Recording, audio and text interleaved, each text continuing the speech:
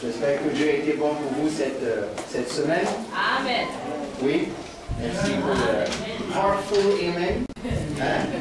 Au moins, c'est une qui est certaine que Dieu a été bon pour elle. Mais nous savons que Dieu est toujours bon.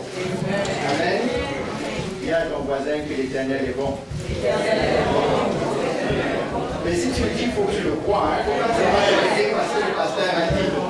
Parce que si tu ne le crois pas, là, tu peux juste le regarder. Comment on dit? God is good. All the time. And all the time. God is good. Vous savez que c'est une révélation profonde, simple, de savoir que Dieu est bon. Et qu'il est bon en toutes circonstances et en tout temps. Amen. Ce matin, on ne fera pas, on a passé les 2 derniers cultes, quasiment en fait des cultes de questions-réponses. J'ai eu ma dose pour quelques mois. Il faut que je retourne en formation pour être prêt pour la prochaine séance. Mais je peux vous assurer qu'il y en aura encore, mais je sais que vous aimez ça et moi aussi ça me fait plaisir. Amen. Ça permet d'accélérer certains enseignements, de choquer un peu des fois, mais je suis content que vous soyez là quand même. Mais j'ai dit que à partir d'aujourd'hui jusqu'à la Pâque, on va se concentrer, spécifiquement sur la Pâque. Moi je vous ai dit, je ne comprends pas pourquoi le monde se concentre sur Noël. Noël, c'est important. Mais sans la Pâque, Noël ne sert à rien. S'il y a une fête, s'il y a un moment de l'année où le chrétien doit être encouragé que Dieu est bon, que Dieu est, c'est à la Pâque. Parce qu'à la Pâque, Dieu prouve qu'il est capable de faire ce qu'il dit qu'il fait. Et c'est l'assurance que nous avons avec la Pâque, que la promesse de Dieu ultime va s'accomplir. Amen. C'est pour ça qu'on a dit qu'on ne fait pas beaucoup de week-ends d'église, mais il y a le week-end de Pâques qu'on veut depuis 2 ans instituer comme le week-end où on prend le temps de venir ensemble. Parce que l'essence de l'évangile se trouve dans la Pâque. Les autres thèmes sont importants, mais le point culminant, le bout de la lance qui met fin au combat, c'est à la Pâque. Et pour cela, en passant, dimanche prochain, on n'aura pas le Sainte Seine. Même si c'est le premier dimanche, on fera la Sainte Seine le dimanche de Pâques. Amen. Donc, ce matin, il est où, Daniel? Tu as ok, tu peux me... Mais s'il a laissé les consignes, tu n'es pas en train d'exécuter ces consignes. Non. C'est pas grave. J'ai juste besoin de 2 minutes. Ok, je vais faire ça. Ce que je voulais donner, c'est les thèmes qu'on va couvrir toutes les prochaines prédications. On va rentrer tranquillement dans la Pâque. Dans la Pâque, qu'est-ce qu'on va faire? On va voir 5 grands sujets. Le dernier repas. On va parler de ça ce matin. On va parler dimanche prochain de l'arrestation, tout ce qui se passe autour de l'arrestation de Christ. Le dimanche d'après, on va parler du procès, puisque Jésus a subi pas un, mais 2 procès. Vous savez ça? Il a subi 2 procès. Donc on va parler de ces 2 procès-là. Le vendredi, on va parler de crucifixion. Et le dimanche, on parlera, merci beaucoup, de résurrection. C'est trop facile pour moi, ce dimanche-là, ce dimanche de Pâques. Donc, ce sont 5 grands aspects qu'on va toucher. Amen. C'est ce qu'on appelle, en passant dans la plupart des Bibles, dans la plupart des choses, la semaine de la passion du Seigneur. La passion commence le vendredi ou le jeudi soir. Je ne vais pas résoudre cette question théologique aujourd'hui ou cette année. Et ça s'en va jusqu'au dimanche pour la résurrection. Je vous ai déjà dit qu'il n'y a pas de débat. La résurrection a eu lieu un dimanche, pas un samedi, pas un lundi. C'est pour ça que les chrétiens se rencontrent le dimanche, qui est le jour de la résurrection du Seigneur. Amen. Vous savez qu'on pourrait, il y en a qui ont passé toute leur vie à étudier ce thème-là. On pourrait passer des mois, sinon des années, rien que sur ces thèmes-là. Donc, moi, je vais prendre un petit angle ensemble. Je sais que la plupart d'entre vous connaissez déjà les textes parce que ça fait des années, qu'on soit chrétien ou pas, on les entend. Mais moi, ce que je voudrais prendre comme axe, c'est les personnes qui vont être nommées pendant cette saison-là pour être capable de comprendre qu'est-ce qui va s'en sortir. Donc, peux-tu aller à la prochaine fiche, s'il te plaît? Donc, on a dit, dernier repas, l'arrestation, le procès, ou les procès, je devrais dire, la crucifixion et la résurrection. Si on commence à rentrer maintenant dans le dernier repas, peux-tu aller 2 slides plus loin? Encore une? C'est trop petit, je pense. Je ne sais pas si vous êtes capable de voir. Ce que je voulais montrer sur cette slide en commençant, c'est quoi? C'est que les 4 évangiles en parlent. Peux-tu éteindre 30 secondes juste pour qu'on voit? C'est pas... Est-ce que c'est plus clair? Oui, ça va mieux, oui. Ok, on va rallumer tout à l'heure, ne vous en faites pas, il n'y aura pas de feu d'artifice. Ce que j'essaie de montrer, c'est quoi? C'est que les 4 évangiles vont parler du dernier repas. D'accord? Plusieurs parmi vous, vous n'avez peut-être jamais fait d'analyse parallèle des 4 évangiles sur ces thèmes-là. Donc, je vais beaucoup parler des 4 évangiles et voir un peu ce qui en sort. Vous allez voir qu'il y a des choses que j'ai parlé. Après ça, je pourrais envoyer par point à ceux qui voudront, là. Moi, je n'ai pas de problème avec ça, ce n'est pas une propriété intellectuelle. On nous parle des chefs religieux qui décident de tuer Jésus. On nous parle de la femme qui va verser le parfum sur Jésus, vous vous rappelez, l'onction. On nous parle de Judas qui accepte de trahir Jésus. Les évangiles vont en parler. Mais on va se concentrer, même si on va en parler un peu des autres, on va parler beaucoup plus des points qui se passent à partir du moment où ils commencent à rentrer dans la chambre haute. Donc ils vont se préparer pour y aller. Jésus va annoncer la trahison. Quelqu'un va trahir. Il y aura la Sainte Seine. On ne va pas en parler vraiment. On en parle plus tard. La rivalité, c'est qui est le plus grand. Vous vous rappelez de ça? L'annonce que Pierre va renier Jésus. On va regarder ces points-là. J'aimerais par contre, avant d'aller plus loin, c'est juste, vous n'avez peut-être jamais fait ça, regardez ce qui se passe. Je vous ai mis ici les évangiles. Regardez sur quoi Jean se concentre par exemple. Les 3 premiers évangiles vont souvent raconter à peu près la même chose, avec quelques variantes différentes. Mais qu'est-ce que Jean fait? Jean va passer plus de temps à faire quoi? À parler de l'enseignement de Jésus ce soir-là. Il va d'ailleurs passer 4 chapitres et demi à parler de ça. Laver les pieds, les disciples, le serpent des serments, la promesse du Saint-Esprit, la prière. Jean va beaucoup se concentrer dessus, alors que les autres ne vont même pas en parler. Mais regardez, Jean ne parle même pas de la Sainte Seine. Voici mon corps, voici mon sang, voici la nouvelle. C'est comme s'il n'y a rien qui s'est passé pour Jean. Pourquoi? Parce qu'évidemment, je vous ai dit qu'il faut bien comprendre, ce n'est pas qu'il y a des contradictions entre eux. Ils sont là pour compléter toute une histoire. Et comprenons bien que Jean va écrire peut-être 20 ans après les 3 autres. Leurs écrits sont déjà en train de dire. Jean ne veut pas seulement répéter ce qu'ils ont déjà dit. On a vu la dernière fois que Jean a un objectif primaire quand il écrit pourquoi? Il écrit pourquoi? Pour témoigner que Jésus est Fils de Dieu. Amen. C'est son objectif. Vous lisez le premier verset de Jean, vous lisez le dernier verset de Jean, je vous écris pour ça. Donc lui, il n'est pas beaucoup sur les symboles, sur les choses, il va se concentrer. Mais ce n'est pas ça l'objet, je voulais juste amener un peu de perspective. Lorsque vous lisez les Écritures, de bien tirer les bonnes choses là-dedans. Est-ce que ça va? Donc on peut arrêter, on peut remettre la lumière. En passant, ceux qui voudront le PowerPoint, au fur et à mesure qu'on va avancer, je vais l'alimenter. Et à la fin de l'étude, ceux qui voudront, vous me ferez signe, ça me fera plaisir de vous passer ce PowerPoint sans problème. On va se concentrer beaucoup plus sur le texte de Luc, qui est plus complet. Je vous invite à prendre Luc au chapitre 22. Vous avez besoin du livre, juste levez la main.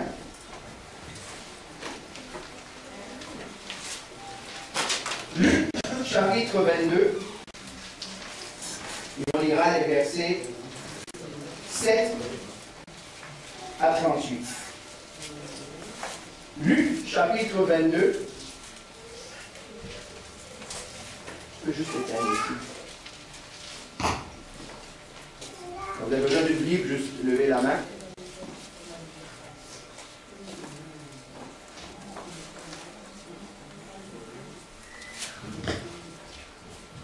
Amen. Amen. Donc je lirai d'une version seconde 21.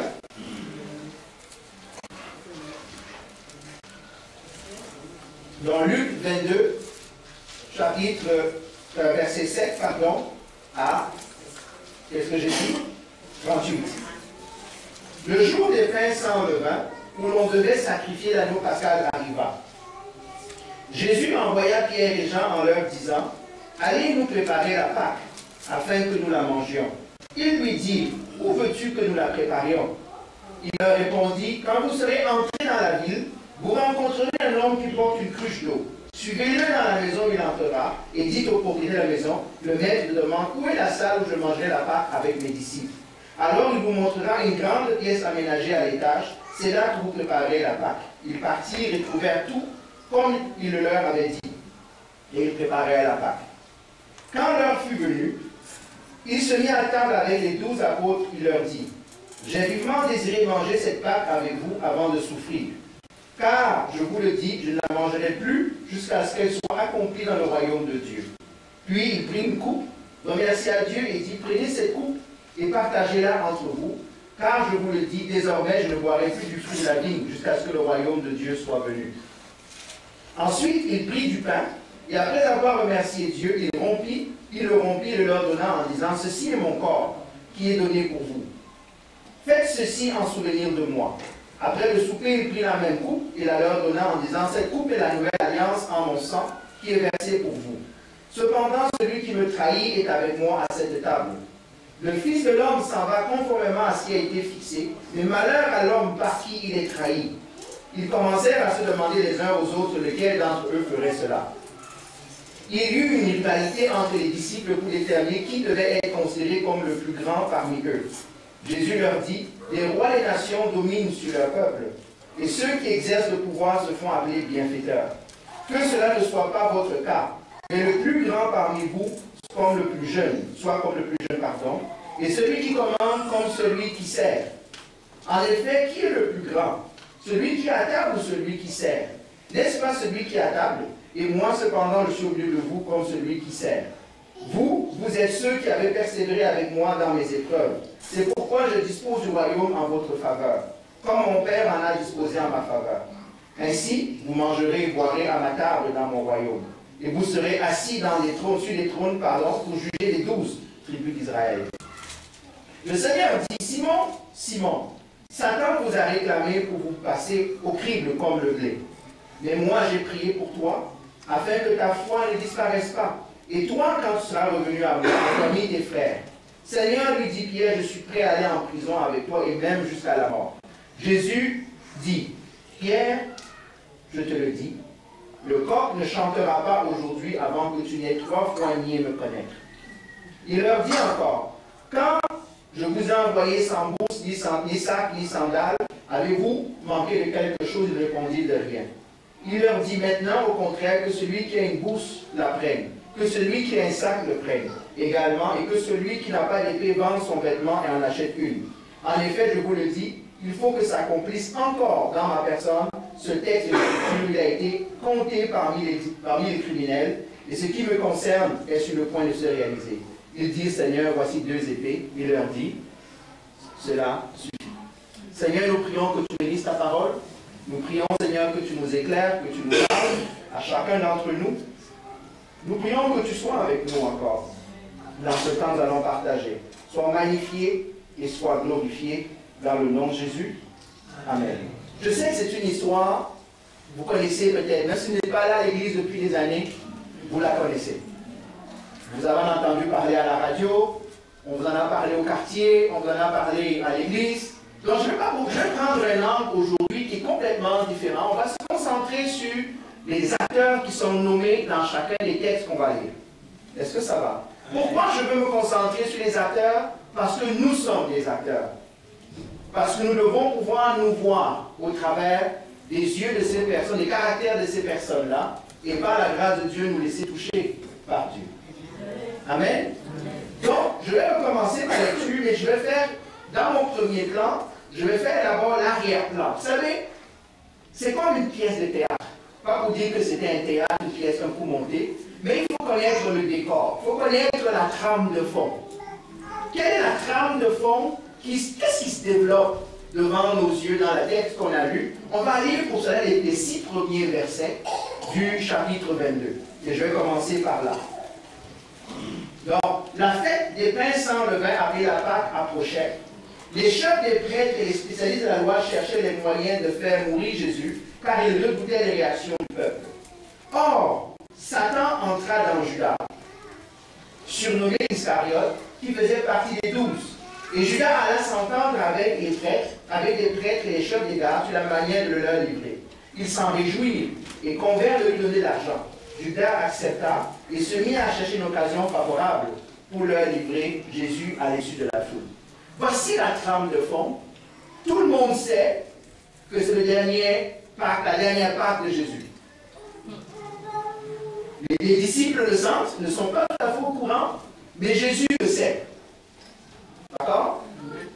Dieu n'est jamais pris au dépourvu. Hein? Quel que soit l'agenda, Dieu est toujours en contrôle de l'agenda. Même quand ça paraît noir, même quand tout semble sombrer, laissez-moi vous dire une chose, il est en contrôle. Et des fois, nous paniquons un peu trop vite dans nos vies parce qu'on ne voit pas Dieu. Non, il est là. Et il est en contrôle. Donc, regardons un peu, c'est qui les personnages dans ces 2 premiers textes? Ce sont les chefs religieux. Et qui? Et Judas. Regardons les chefs religieux. C'est quoi leur problème? Comme dirait quelqu'un. Ils ont quoi?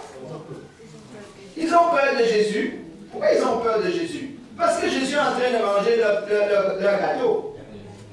Parce que Jésus vient déranger leurs affaires. Et donc, ils veulent trouver les moyens pour régler le problème. Et ils s'en vont vers une notion qui est radicale. On va juste mettre fin à sa vie, c'est fini. C'est assez intéressant que des chefs religieux en arrivent à une décision comme celle-là. Mettez-vous, je sais qu'on est chrétiens, on dit les chrétiens ne mentent pas, les chrétiens ne tuent pas. C'est pas vrai. Et des fois, nous faisons face à des situations où je sais que on n'ose pas dire à Seigneur, Seigneur, tue-le ou tue-la. Hein? Mais si on avait le droit, on le ferait quand même. Hein? On le pense peut-être un peu, mais on ne le dit pas. Mais eux, ils sont arrivés au niveau où ça les dépasse et ils prennent les choses en main et ils disent là, c'est fini. Évidemment, ils ne font pas les choses ouvertement. Hein? Ils magouillent en arrière. Mais c'est assez intéressant parce que cette décision qu'ils prennent révèle l'esprit réel qui les anime. Au-delà des belles façades, au-delà des longues prières, quel est l'esprit qui les anime? Cet esprit-là s'appelle l'esprit de religiosité. C'est un esprit religieux. Vous savez que l'esprit de religieux n'a rien à voir avec Dieu. Hein? Il est même satanique. Il est meurtrier. L'esprit religieux ne sauve personne, il tue. Il tue non seulement la personne qui s'attache à cet esprit-là, mais il tue tous les autres autour. C'est pour ça que je vous ai dit, les amis, fuyez l'esprit de la religion. La religion qui se préoccupe plus de comment on s'habille, de où est-ce qu'on adore, de combien de prières, de combien on finit par robotiser une marche qui n'a rien à voir avec la pensée de Dieu. Et ultimement, quand on te démasque, c'est très simple. Je te zigouille. Je n'ai aucun remords, aucune compassion. Et je rappelle que c'était des responsables religieux qui étaient censés représenter Dieu dans la communauté d'Israël. L'esprit religieux est un esprit meurtrier. Et il a pour père le diable. D'ailleurs, Jésus avait dit concrètement, dans Jean chapitre 8, 44, n'allez pas chercher, il dit ceci. Il dit, vous avez pour père qui? Le diable. Pourquoi? Parce que vous êtes meurtrier comme votre père, vous êtes menteur comme votre père, et quand le diable ment ou tue, il ne fait qu'exprimer sa propre nature. Il n'exprime pas la nature de la bonté, il exprime la nature de la haine et du meurtre. Il dit ça. L'esprit religieux est un esprit qui détruit, qui n'amène pas la vie. Il nous rappelle aussi, comme j'ai dit tout à l'heure, ces personnes, des fois dans la vie, nous refusons d'affronter les situations. On préfère les éliminer. Vous me suivez?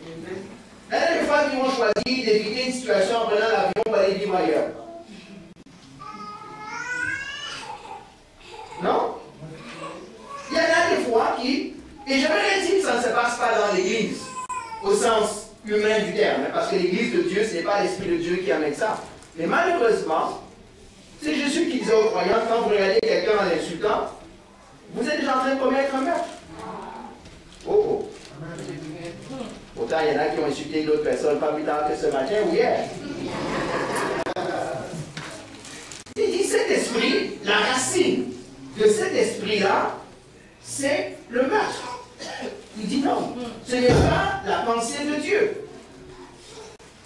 La pensée de Dieu, c'est la grâce, c'est l'amour, c'est tendre la joue si c'est nécessaire, mais jamais prendre les choses. Pourquoi? La vengeance appartient à Dieu. C'est Dieu qui est le rétributeur des choses, pas nous.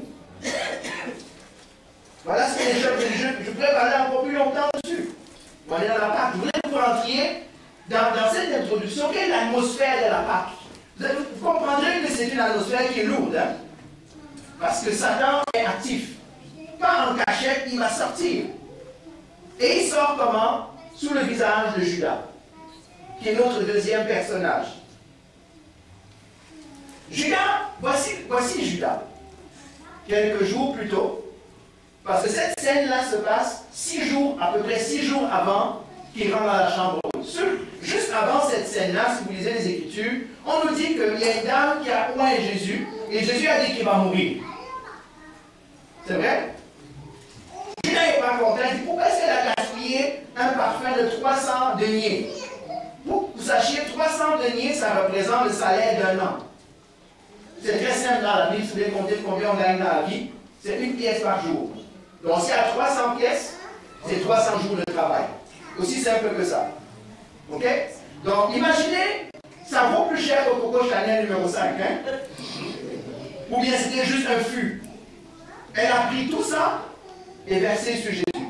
Et notre ami le comptable, le financier, dit, je ne comprends pas, c'est du gaspillage. Il aurait voulu aller ramasser le reste qui coulait encore par terre pour remettre dans la bouteille pour avoir au moins 50 francs ou d'autres choses pour pouvoir récupérer. Non, Jésus dit non, ce n'est pas ça l'objectif.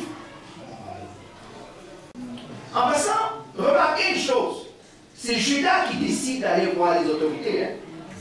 Ce n'est pas lui qui se fait solliciter dans la rue et est-ce qu'on peut t'approcher pour que tu trahisses ton bien. Non, c'est lui qui est fatigué et qui il sait ce qui se passe. Il connaît l'intrigue qui se passe et il prend ses pieds et s'en va voir les chefs.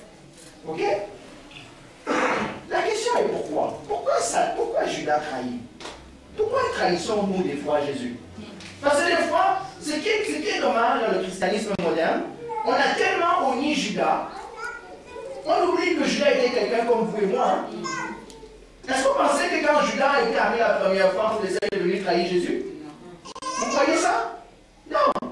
Rien ne distingue Judas jusqu'à ce moment-là. Nous, on regarde l'histoire 2000 ans plus tard, on connaît l'histoire, mais on fait comme si ça avait commencé comme ça. L'histoire de Judas a commencé comme l'histoire de Pierre, comme l'histoire de Thomas, comme l'histoire de Luc, comme l'histoire de tout le monde. Sauf qu'en route, il y a des choses qui se passent. Comme des fois, quand on marche avec Dieu, il y a des choses qui se passent qui ne nous plaisent pas.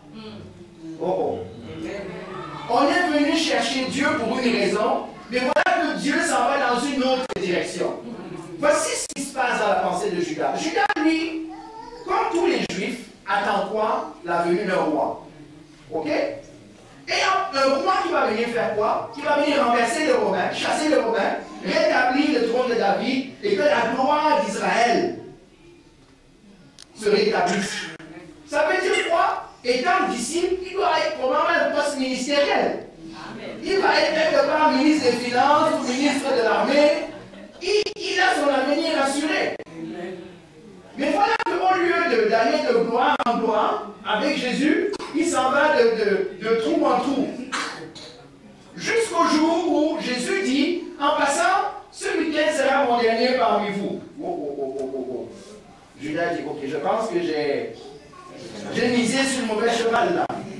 Je n'avais pas compris ça, il aurait dû me dire ça au début, je ne serais jamais embarqué peut-être dans l'aventure. Il dit, bon, pour ne pas partir là, avec le mauvais visage, je m'en vais au moins récupérer quelques sous. Ça va vendre Jésus pour 30 pièces d'argent, hein? Un mois de salaire. Ça, c'est des dédommagements. Je sais, vous êtes prêts à jeter la pierre à Judas. Mais Judas, nous avons tous du Judas en nous. Hein?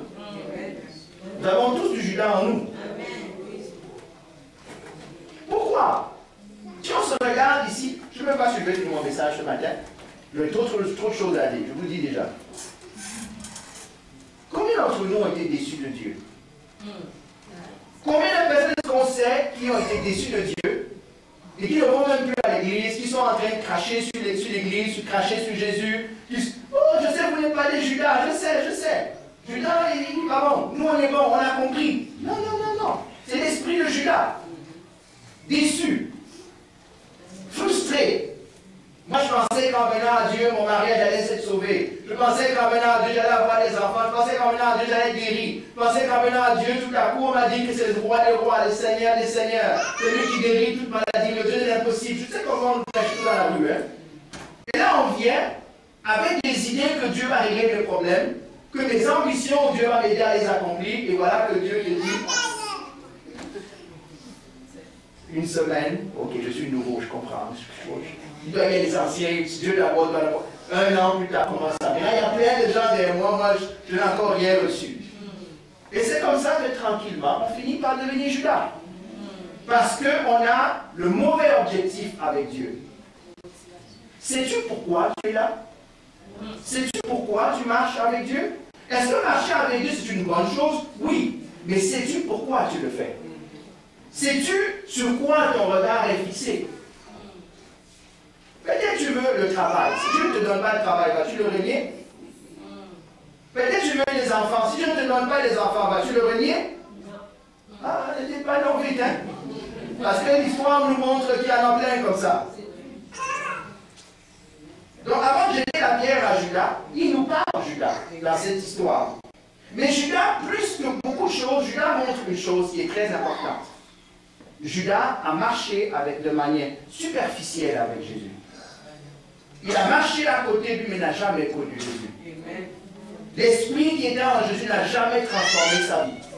Il est toujours le même à la fin qu'il était avant, même 3 ans plus tard. Malheureusement, beaucoup de gens marchent avec Dieu, sont les mêmes encore, toute leur vie. Toute leur vie. Il n'y a rien qui change. Je pense encore comme au quartier. Je pense encore comme ma maman m'a éduqué. Je pense encore comme la télé parle. Je pense encore comme ceci. Oui, mais ça fait 40 ans que je prêche, je chante à la chorale. Mais c'est juste comme de l'eau qui coule sur les plumes d'un canard. Il n'y a aucun changement à l'intérieur de ma vie. Ça, c'est l'esprit de Judas. Jésus a dit en passant, il y en a qui viendront et je dirai, arrière de moi, je ne vous ai jamais connu. Mais nous étions avec Christ, on a mangé avec toi, ils vont dire. On a fait les revivals avec toi. On a fait plein de campagnes d'évangélisation. Hey Seigneur, je viens prêcher à quelqu'un, il est venu au salut. Oui, c'est lui qui est venu au salut. Toi, est-ce que tu es venu? Donc ne jetons pas vite la pierre à Judas. Je vous dis, méfiez-vous, méfions-nous de l'esprit de l'illusté. L'important, ce n'est pas comment on commence. Hein. Vous savez, c'est quoi? C'est comment on finit. Donc, si tu commences bien, gloire à Dieu. Finis bien aussi. Si tu commences mal, gloire à Dieu, assure-toi de bien finir. Parce que la grâce de Dieu est vraiment abondante pour te transformer. Il ne faudrait pas qu'à la fin de ta vie, ce soit l'amertume de Judas qui envahisse ta vie et qui finisse par faire que tu tournes le dos à Dieu. Juste à l'introduction de mon message. Je ne sais même pas comment je vais faire. Est-ce que vous comprenez l'arrière-plan là? Donc, comprenons l'arrière-plan. Je répète, j'ai tous les chefs religieux qui veulent tuer Jésus, sauf évidemment des Nicodèmes qui se cachent de peur de se faire expulser. Les disciples ont peur parce qu'ils savent que Jésus a dit que c'est, mes amis, la fin arrive. Et il y a un là-dedans qui dit quoi? Ben moi, je saute du bateau parce que le bateau, il s'en va dans une direction où je ne peux plus aller et je donne les clés du bateau à quelqu'un d'autre. Avec Satan en arrière-plan qui est en train de tirer les ficelles. Donc, allons la suite. Versets 7 à 13. On commence à préparer la Pâque. Le jour des pains sans levain. Donc, il faut bien comprendre qu'entre le verset 6 et le verset 7, il y a à peu près 5 ou 6 jours qui se passent. C'est pas, souvent quand on lit la Bible, certains d'entre nous oublient de comprendre que ce n'est pas écrit collé, ça ne se passe pas dans les 7 prochaines minutes. Là. Ok? Il y a 5 ou 6 jours qui se passent entre les deux versets, entre le verset 6 et le verset 7. Si vous voulez être sûr, allez dans Jean chapitre 12, verset 1, vous dira qu'il y a 6 jours. C'est écrit dans la Bible. Ce n'est pas moi qui invente. Le jour des pains sans levain, où l'on devait sacrifier l'agneau arriva. Jésus envoya Pierre et Jean en leur disant, allez nous préparer la Pâque afin que nous la mangions. Il lui dit, où veux-tu que nous la préparions? Il leur répondit, quand vous serez entrés dans la ville, vous rencontrerez un homme qui porte une cruche d'eau. Suivez-le dans la maison où il entrera, et dites au propriétaire de la maison, le maître demande, où est la salle où je mangerai la Pâque avec mes disciples? Alors il vous montrera une grande pièce aménagée à l'étage. C'est là que vous préparez la Pâque. Ils partirent et trouvèrent tout comme il leur avait dit, et ils préparaient la Pâque. Bon, il y a plein d'histoires, etc. Quels sont les personnages dans cette histoire? Qui peut me dire? On va voir si vous avez suivi, sans regarder vos notes là. C'est qui les personnages dans les textes qu'on vient de lire? C'est qui les caractères, comme disaient les Anglais? Voilà, characters. Il y a Pierre et Jean. Il y a Jésus. Le propriétaire de la maison. Et qui? Et celui qui porte la cruche. Et c'est écrit devant vous, les amis. Et il y a un porteur d'eau dans l'histoire.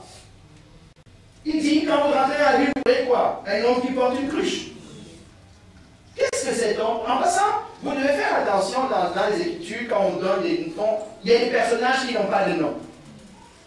Ni lui, ni le propriétaire n'ont un nom. Parce que le focus n'est pas sur eux. Ça ne veut pas dire qu'ils ne sont pas importants dans l'intrigue, mais le focus n'est pas sur eux. Ici, on pourrait dire que le porteur d'eau est un personnage passif. C'est un figurant dans un film. Vous savez qu'il y a des figurants dans les films. Hein? Vous voyez la caméra qui passe, puis il y a des têtes qui apparaissent, mais vous ne savez pas pourquoi il a besoin d'être là. Il est comme ça. Mais ce qui est important, c'est le deuxième, le propriétaire de la maison. Encore lui, il n'a pas de nom. Mais moi, j'appelle ça, ce sont les héros sans nom de la Bible. Il y a plein de héros dans la Bible qui n'ont pas de nom. Par exemple, on nous dit qu'il y a une serviteuse de la femme du roi, de Naaman, qui explique à Naaman qu'il y a un Dieu en Israël. Elle n'a pas de nom, mais c'est elle qui amène Naaman à aller guérir de la lèpre. Laissez-moi vous dire en quoi cet homme-là est important dans l'histoire. Et j'aimerais que chacun de nous ouvre ses yeux et comprenne de quoi la parole de Dieu parle ici. Pourquoi est-ce que c'est un héros pour moi? Vous savez pourquoi? Tout simplement parce qu'il a obéi à Dieu, sans savoir ce qui va se passer. Mettez-vous à sa place. Vous avez une maison avec une grande pièce, et tout à coup, vous entendez dans votre tête que mon ami, il faut que tu prépares la pièce parce que demain ou après-demain, il y a un festin qui va avoir lieu chez toi.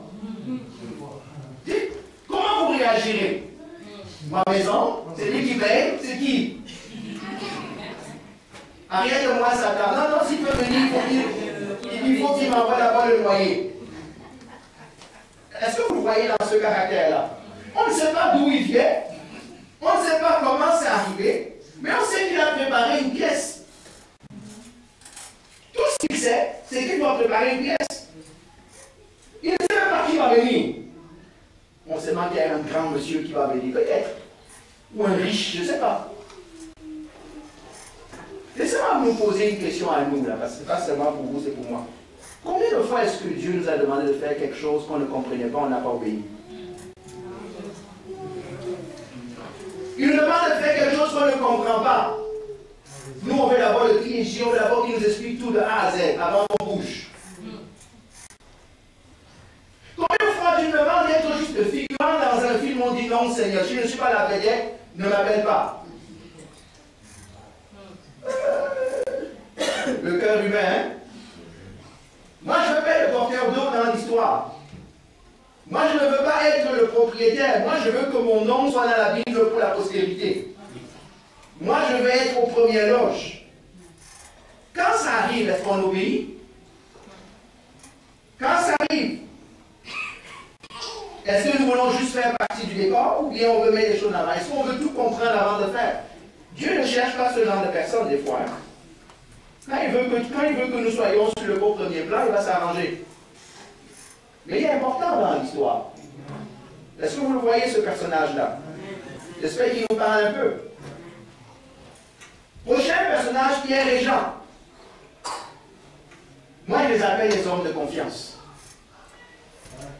Vous savez qu'il y a toujours besoin d'hommes de confiance autour. Hein? Avec André, on appellerait les trois la garde rapprochée. Vous savez que c'est l'expression qui est très populaire maintenant. La garde rapprochée de Macron, la garde rapprochée de Trump, la garde rapprochée de Trudeau. On entend parler aux nouvelles. Jésus avait sa garde rapprochée. Pas les gardes du corps, des personnes fiables à qui il pouvait confier des missions un peu spéciales et délicates. Donc, première chose, as-tu des hommes de confiance dans ta garde rapprochée? Je vous pose la question. As-tu des hommes de confiance dans ta garde rapprochée? Ou tu dis, moi je ne suis pas Macron. Non, tu dois avoir, on doit tous avoir des personnes de confiance autour de nous, sur qui on peut s'appuyer. Ou es-tu l'homme de confiance de quelqu'un? Ou la femme de confiance de quelqu'un?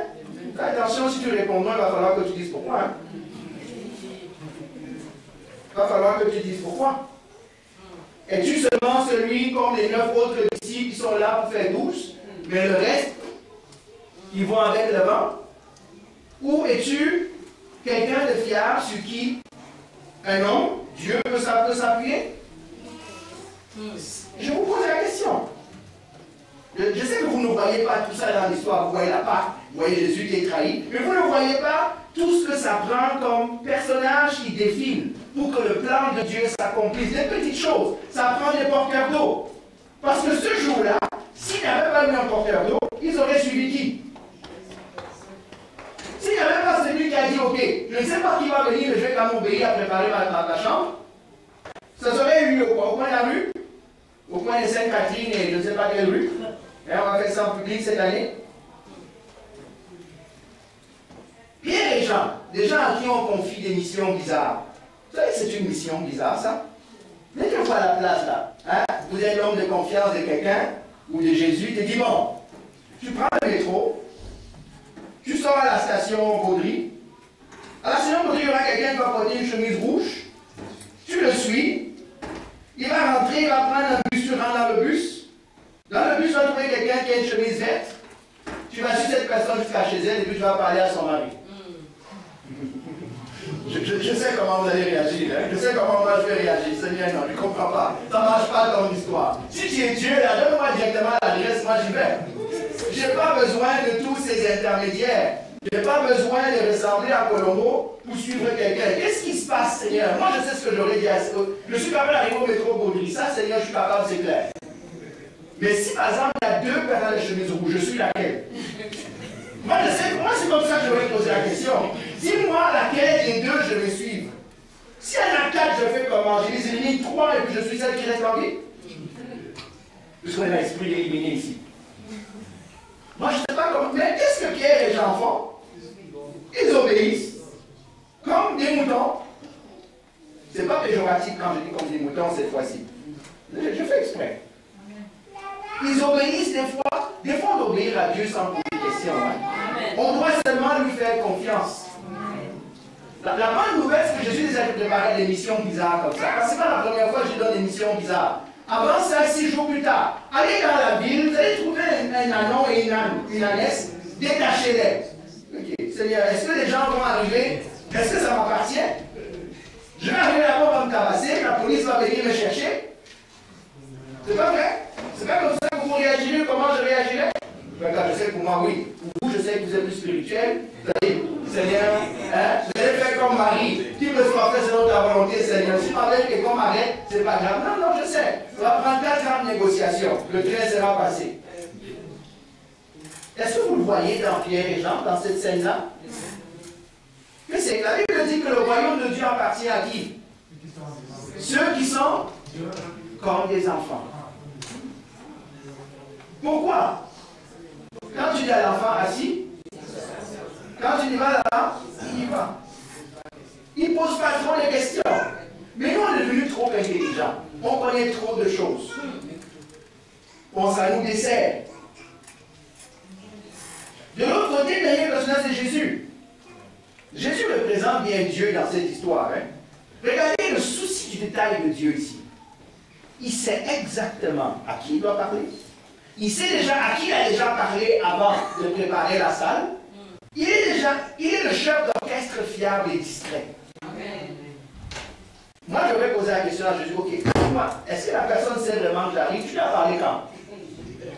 Parce qu'on était 12, on était les 12 avec toi depuis 2 ans. J'ai vu personne faire une mission spéciale, d'aller d'abord lui dire de préparer et de revenir. C'est qui t'a envoyé? Est-ce que tu as envoyé des gens qui ne sont pas parmi nous? Est-ce que tu ne me fais pas confiance? Je sais comment ça passe dans nos têtes. Mais Dieu nous montre qu'il est toujours en contrôle dans tous les détails si on lui fait confiance. Si on lui fait confiance. Vous savez que Jésus cherche des gens comme Pierre et Jean encore aujourd'hui, sur qui il peut s'appuyer. Vous savez ça? Que dans ta vie, tu as besoin de personnes comme Pierre et Jean sur qui t'appuyer, pas pour lui envoyer toutes des missions bizarres, mais c'est quelqu'un avec qui tu peux t'appuyer. Que toi, tu sois fiable aussi pour quelqu'un. Vous voyez qu'on parle de la Pâque, hein? Je sais que vous n'avez jamais vu cet angle de la Pâque là, mais ça prend toutes ces petites affaires pour que la chose avance. Avançons. Prochain grand point, la trahison. Moi, je pense que Jésus a dû faire des cours de théâtre et d'intrigue. Il a dû lire Agatha Christie ou quelque chose comme ça. Il était avancé. C'est ça, il était déjà bien avancé, tu as raison. Imaginez, il y a quelqu'un qui va vous trahir. Imaginez ça. Vous savez qu'il va vous trahir. Mais tu l'invites quand même manger chez toi. Tu laves quand même ses pieds. Tu mets la table.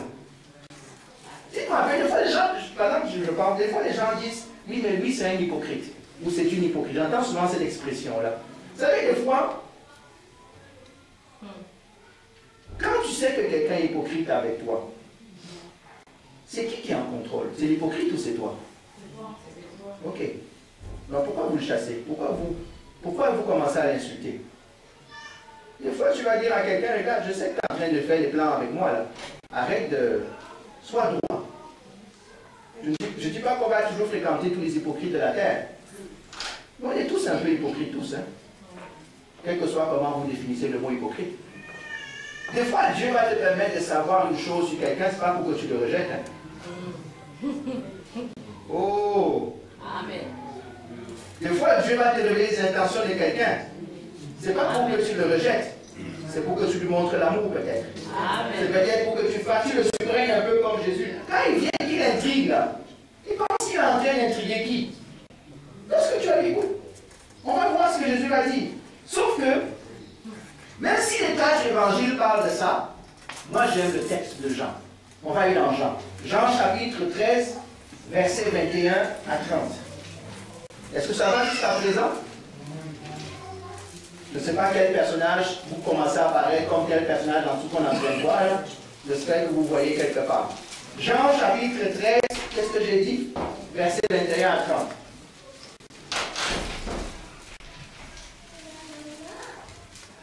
Je pense que j'aurai le temps de finir si vous donnez 15 minutes ou quelque chose comme ça.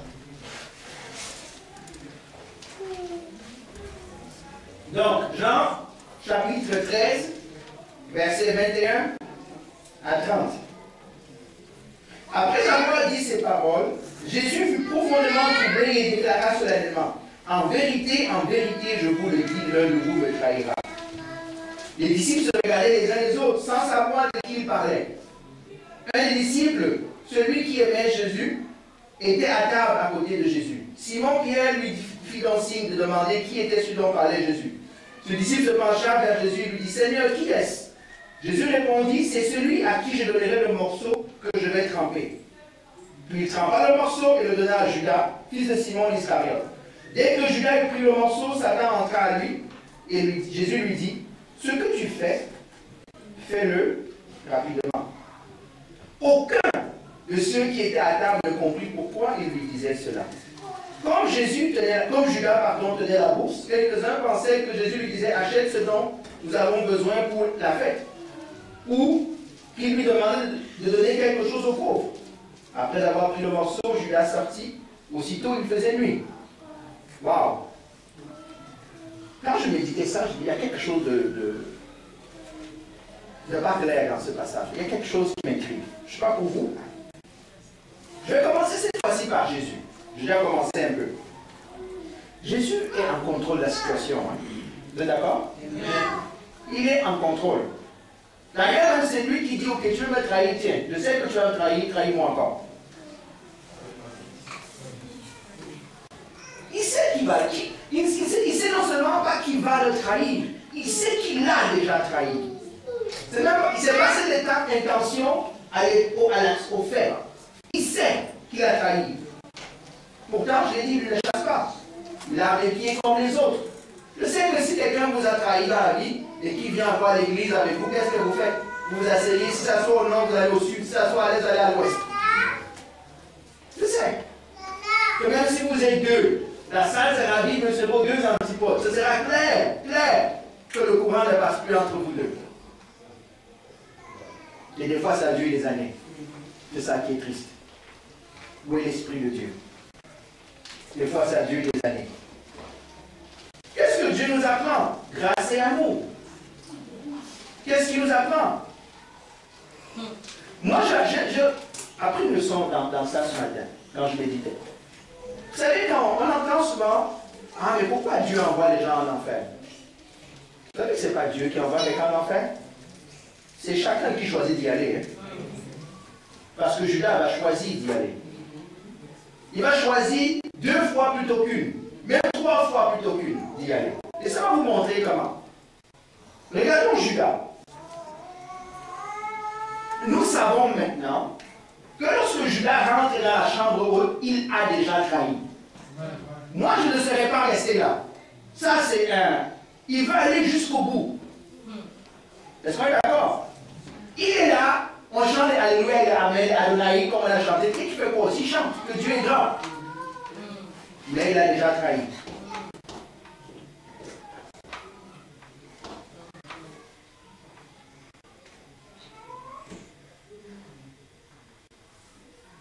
Vous savez qu'il est dénoncé 2 fois, Judas, dans cette histoire? 2 fois.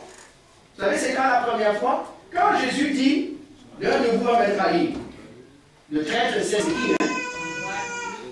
On est d'accord? Mais qu'est-ce que Judas fait? Il reste tranquille. C'est déjà le premier avertissement, mon ami, on sait qui tu es. Mais il ne laisse pas la culpabilité, la repentance rentrer en lui. Il continue de jouer la comédie. La deuxième fois, comme tout le monde est inquiet, Jésus prend le pain et il donne à Judas. Parce que je viens de poser la question, est-ce moi? Quand vous lisez dans d'autres évangiles, il dit Seigneur, est-ce que c'est moi? Judas se dit peut-être que Jésus a trouvé un autre complot, peut-être qu'on l'a masqué, peut-être qu'il y a. Non, il dit tiens, prends. Qu'est-ce que Judas fait? Vous savez, lorsque notre péché est confronté par Dieu, on n'a que 2 choix possibles. Soit la repentance, qui est le meilleur choix, soit nier et s'endurcir dans son péché. Et l'endurcissement amène une situation qui est pire que la première. Parce que regardez ce qui va se passer. On nous a déjà dit au verset dans Luc que Satan a déjà séduit Judas au moment où il trahissait, avant d'aller voir les chefs. Mais on dit, à partir de ce moment-là, Satan entra en Judas. Il y a un moment donné où, quand tu t'endurcis dans ton péché, Dieu te lâche. C'est plus qu'ouvrir la porte, mon frère. Dieu t'a lâché et Satan vient prendre le contrôle de la maison. Tu peux encore aller à l'église, mais c'est Satan qui règne. Tu peux être dans la présence de Jésus, mais Satan règne dans ton cœur. D'ailleurs, il n'a pas le choix que de se lever et partir. Quand Dieu nous confronte, quand nous sommes confrontés à nos péchés, s'il vous plaît, les amis, évitons l'endurcissement. L'endurcissement, ça veut dire quoi en français? Ça devient plus dur qu'avant. Hein? Parce que déjà, le péché est la preuve d'un cœur dur. Et plus on reste dans ce péché-là, plus le cœur devient dur. Les gens se prennent, pourquoi est-ce que... Oui, mais pourquoi la Bible dit que Dieu a endurci le cœur de Pharaon?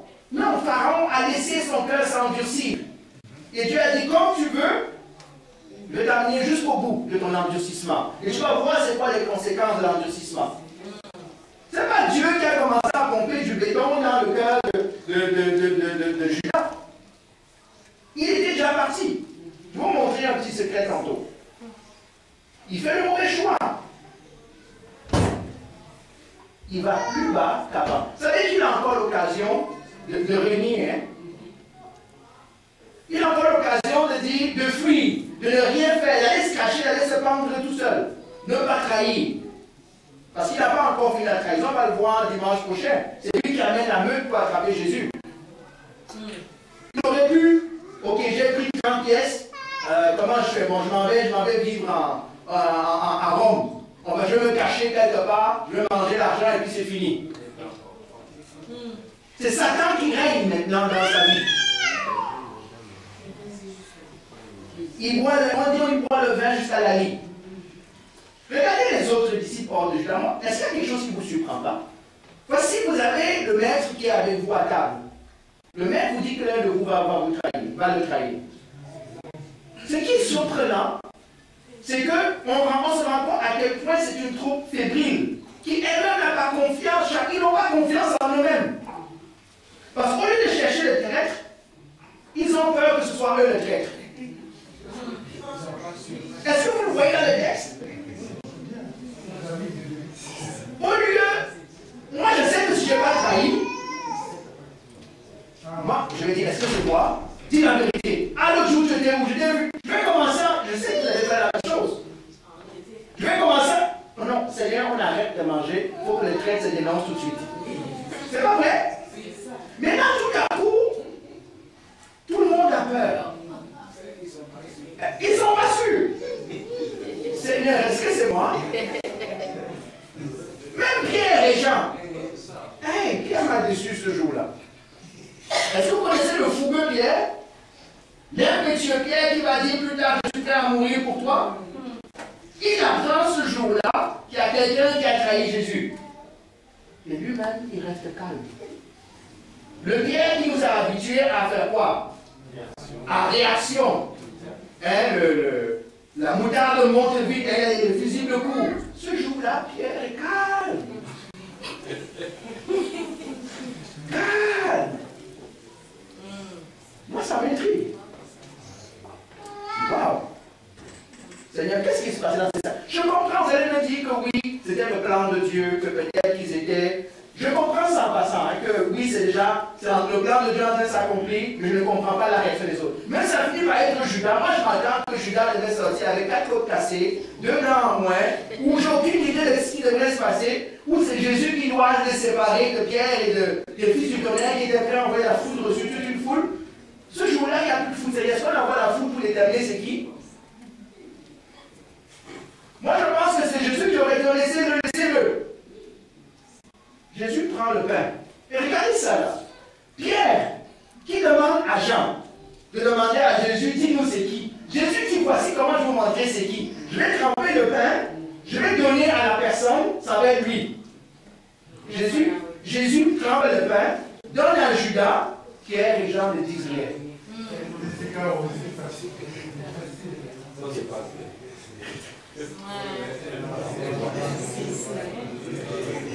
Est-ce que peut-être que Judas avait bonne réputation parmi eux? Parce que Judas était le banquier, c'était le financier du groupe.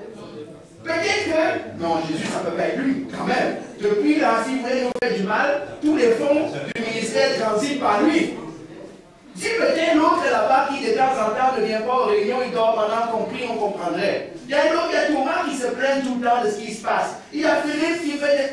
Pourquoi? C'est lui, c'est qu'on a jamais entendu de Judas avant ça là.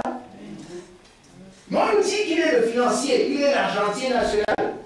C'est une grosse confiance. Hein? Je ne sais pas à qui tu confies ton porte-monnaie, mais tu ne confies pas à celui à qui tu n'as pas confiance. Est-ce qu'ils sont aveuglés? Probablement. Mais je ne comprends pas la réaction. Toute une intrigue, mes amis. Mais il y a un autre personnage, Satan, le conspirateur de l'ombre.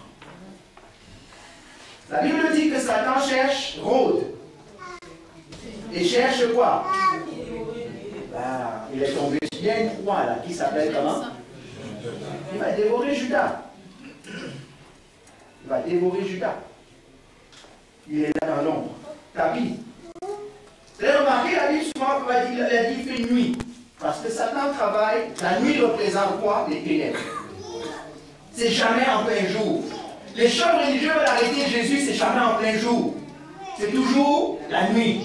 Il fait tellement noir qu'ils ne reconnaissent même pas ce qui vont arrêter. Il faut que quelqu'un qui s'appelle Judas vienne lui dire c'est lui. Regarde, c'est pas vrai, je peux même l'embrasser devant vous. Comme ça, vous n'arrêtez pas la mauvaise. Pourtant, il prêchait dans les synagogues. Est-ce que c'est une figure populaire? Oui. Comment ça se fait? Je suis en train de prêcher pour dimanche prochain. Je vais vous montrer comment Satan travaille. Comment il travaille dans ta vie, dans nos vies. Il intrigue. Et des fois, malheureusement, mon père chrétien est tombé dans les plans et aider les plans de Satan. Je sais que vous ne voulez pas entendre ça. Des fois, nous sommes même ceux qui aident Satan à accomplir son œuvre. On parle, on critique, on fait des choses, on poignarde dans le dos. Ce n'est pas les œuvres de Dieu, ça, les amis. Les œuvres de Satan. Plein de choses. Dernier point que je vais couvrir. Ou avant d'aller, j'aurais pu parler tantôt dans Luc. Rappelez-vous, on est en train de parler que les gens vont mourir. Jésus dit qu'il va mourir. De quoi les disciples sont préoccupés? C'est qui sera chef? On commence à faire, le corps n'est même pas encore chaud que la succession a commencé. La bagarre, la succession a commencé. Je sais qu'il y en a quand même, vous savez de quoi je parle. Hein? Il n'est même pas encore mort. Qu'on commence à savoir, Seigneur, c'est qui le plus grand? C'est qui le chef? Quand tu ne seras plus là, c'est qui va prendre, qui va s'asseoir sur ta chaise? Ça nous ressemble un peu, hein? Quand le pasteur sera plus là, c'est qui va prendre la place? Ah, je vois comment certains réagissent. Ah, le langage corporel me donne déjà quelques indices. Hein? Quand le responsable du dimanche sera plus là, est-ce que ce sera moi, pasteur? Tu peux me dire non? Hein, je vais attendre. Moi, si je veux m'occuper de l'accueil, oh, vous ne savez pas ce qu'on peut me donner comme suggestion, hein? Si tu n'arrives même pas à suivre ton boss actuel, tu es le boss. Oh, frère. Le cœur de l'homme. On va finir en parlant de l'annonce du règlement de Pierre.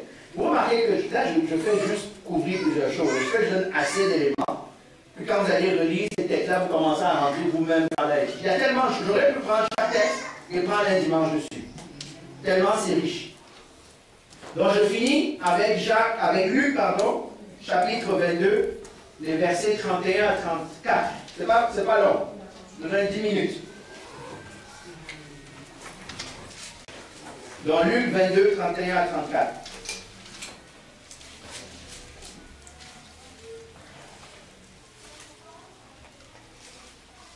Le Seigneur dit, Simon, Simon, Satan vous a réclamé pour passer au crible comme le blé. Mais moi, j'ai prié pour toi afin que ta foi ne disparaisse pas. Et toi, quand tu seras revenu à moi, affermis tes frères. Voilà, tout à coup, l'impétuosité de Pierre qui est revenue. Ça n'a pas pris longtemps, hein? Il dit quoi? Moi, Seigneur, tu ne me connais pas, hein? Moi, je suis prêt à aller en prison avec toi. Et même à mourir. On vient de dire que le traître, tu n'as pas tué le traître. Si tu tues le traître, peut-être qu'il ne mourrait pas. Mais tu sais que là, le traître est parti, toi, tu vas arrêter. Je suis prêt à aller en prison avec toi. Et même jusqu'à la mort. Des fois, il dit, dis-toi, assieds-toi. Pierre, calme-toi. Puisque tu penses que tu sais, voilà ce qui va se passer réellement. Avant que le coq ne chante, tu m'auras renié pas une fois, hein? 3 fois. Donc si la première fois c'était par erreur, la deuxième fois encore par erreur, la troisième fois là c'est la confirmation. En passant ça nous arrive, hein? Combien de fois on a fait des promesses à Dieu, on a brisé ces promesses-là? Pas une fois, hein? Pas 2 fois, hein? Une fois. Ah Dieu, tu comprends, hein? Moi, ma situation est comme ça. Oui, je t'avais fait la promesse, Seigneur, mais tu comprends que je sais que ta parole dit ça, mais est-ce que ça dit vraiment ça? Est-ce que dans la situation où je suis, je n'ai pas le droit? Regarde, Seigneur, j'aime ce que je fais. Seigneur, si tu fais de mal à personne, je fais de mauvaises choses,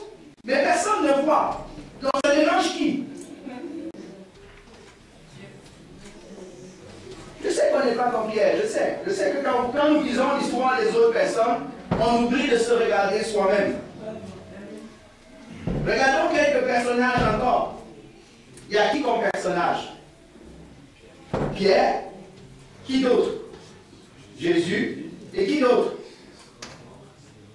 Le coq.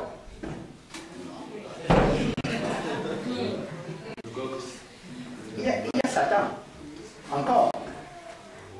Pierre, l'impétueux Pierre, charnel et sûr de lui, plein d'orgueil et de fou.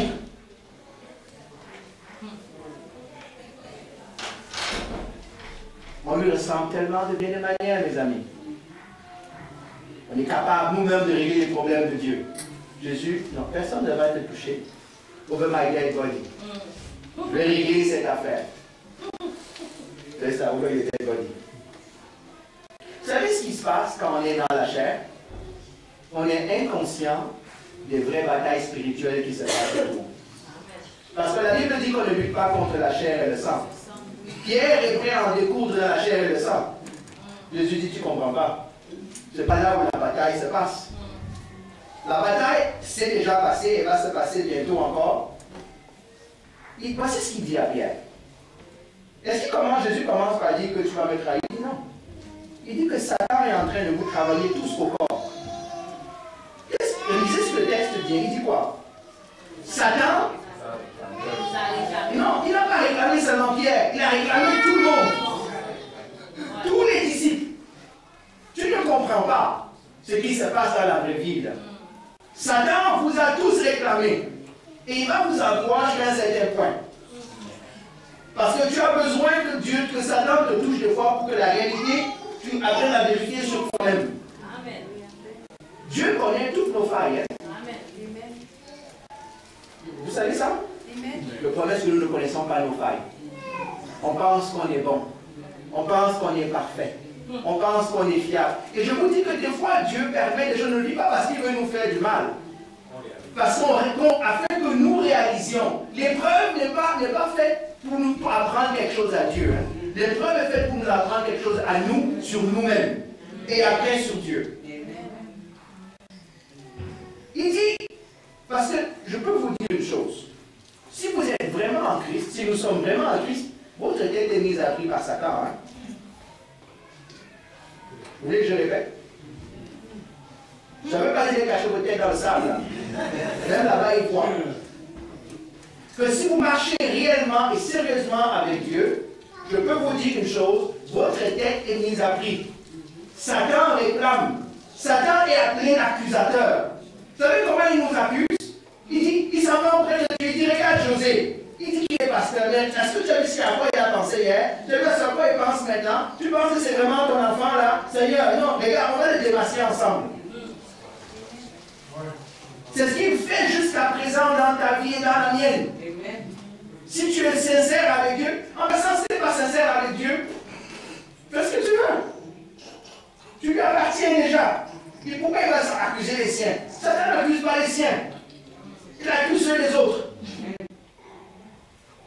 Il dit Satan vous a réclamé.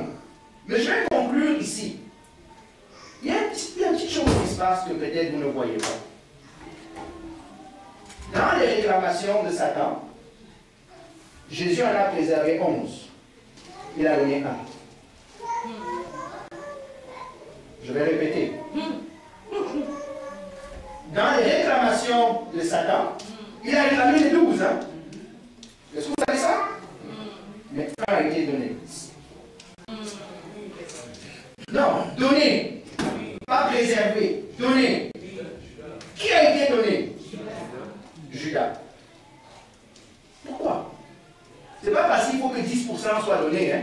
C'est pas la dîme que Jésus a donnée à Satan. Là. Non, je vous dis. Allez lire le texte. Vous voulez qu'on retourne dans Jean? Laissez-moi vous montrer un petit secret dans Jean. Et je vais m'arrêter là aujourd'hui.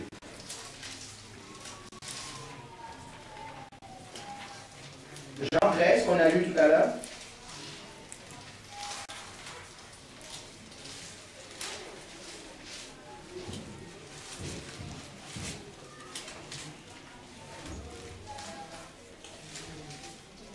Lisons le verset 26 et 27.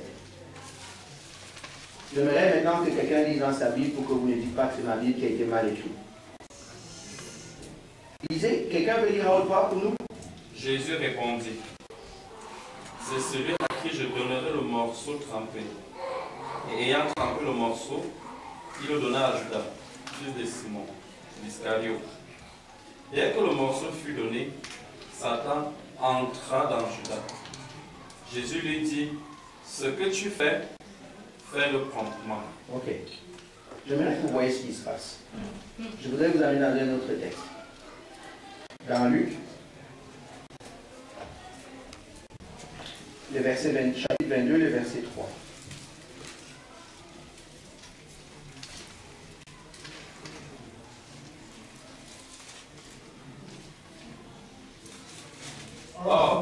Vas-y. Or, Satan entra dans Judas, surnommé Iscariote, qui était du nombre des 12. Satan est entré quand dans Judas?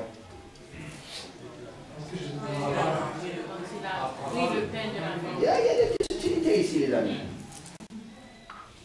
La première fois où Judas rentre, où Satan rentre, c'est quand Judas accepte de trahir Jésus. Mais le plan n'est pas encore accompli. Là. Judas a ouvert une porte. Et il a permis à Satan de commencer à rentrer dans ses affaires. Quand Jésus va tremper le pain, en passant là, Judas aurait pu dire non. Hein. En trempant ce pain et en acceptant, Judas vient de sceller l'accord. Et là, tout à coup, il appartient à Satan. Complètement. Il a accepté. Jusqu'à la fin, Judas a encore le choix. Des fois, Satan travaille dans nos vies parce que nos péchés ont ouvert des portes dans la vie, de nos vies à Satan. Si tu ne te repens pas et que Dieu te confronte, il va arriver un moment donné où Dieu va te lâcher.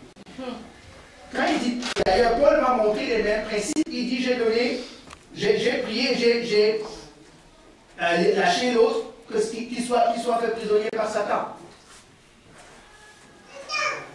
Donc, Jésus ne lâche pas Judas, parce que Jésus ne l'aime pas. Hein. Parce que la preuve, il va protéger les autres. Mais le cœur de Judas est tellement loin dans l'endurcissement que c'est sa volonté de trahir. Et ça montre encore une chose, les amis. Satan ne peut pas toucher à ta vie au point où tu la perds, sans que Dieu ne le permette. Et pour que Dieu permette que Satan touche ta vie jusqu'à la fin, c'est que toi, tu vas décider que Seigneur, j'ai choisi. J'ai choisi de te tourner le dos. Amen. Quel que soit, je sais qu'il y en a ici qui ont peur des démons, il y en a qui ont peur de plein de choses dans la vie. Quels que soient les démons que tu peux avoir dans ta vie, tant que ton cœur est avec Dieu, Dieu ne va pas te lâcher. Amen. Mais si tu commences à dire maintenant, je choisis de te tourner le dos, Dieu va te lâcher si tu ne fais pas attention. Si tu ne fais pas attention. On parle toujours de la Pâque. Hein?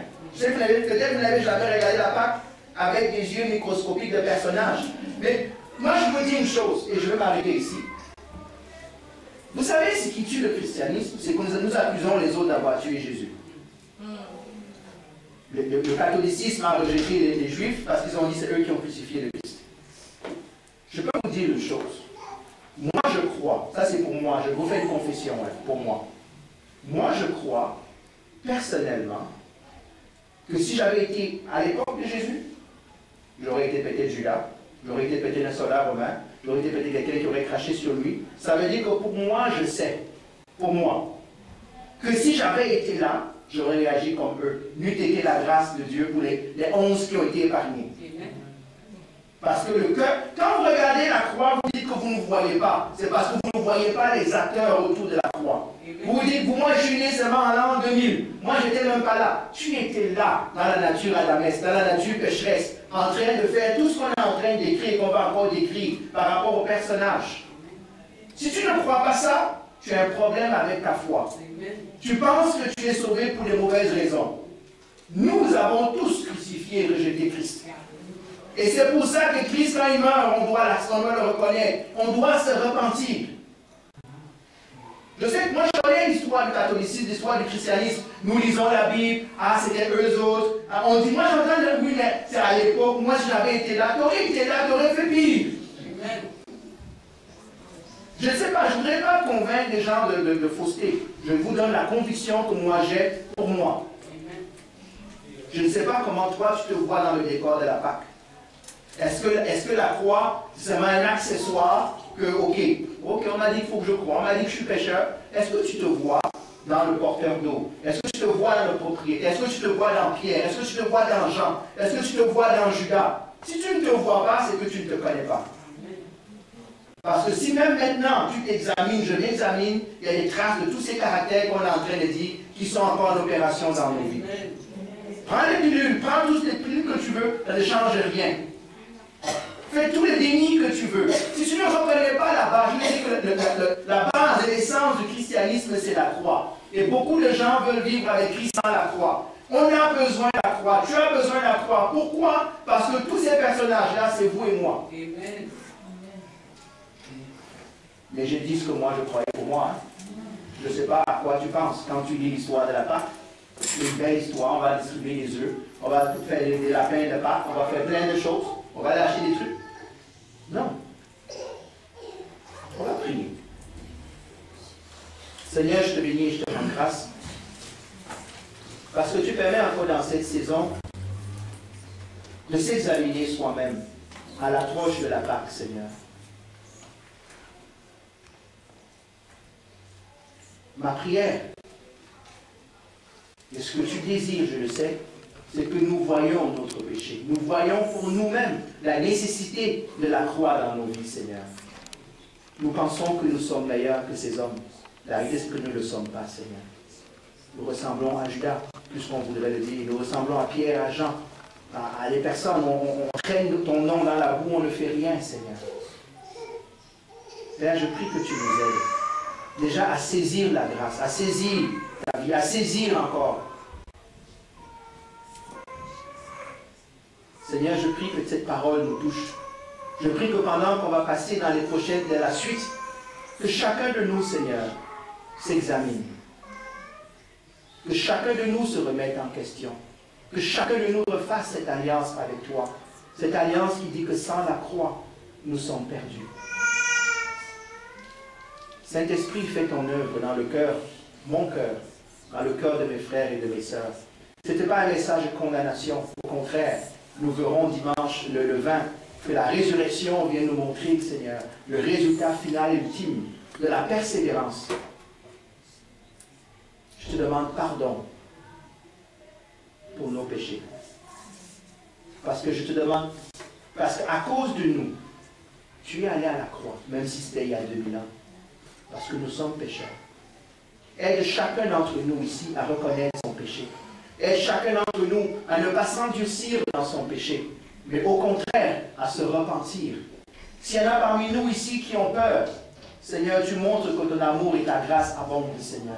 Tu montres encore dans le texte qu'on a lu que tu as un contrôle, même de l'heure les plus ténébreuses de la vie, de nos vies, tu as un contrôle, Seigneur Jésus. Il y en a qui ont peur. Il y en a qui se voient plus beaux qu'ils ne sont, Seigneur. Oh Dieu de gloire, pitié de nous. Et touche nos vies. Merci Seigneur pour ce temps.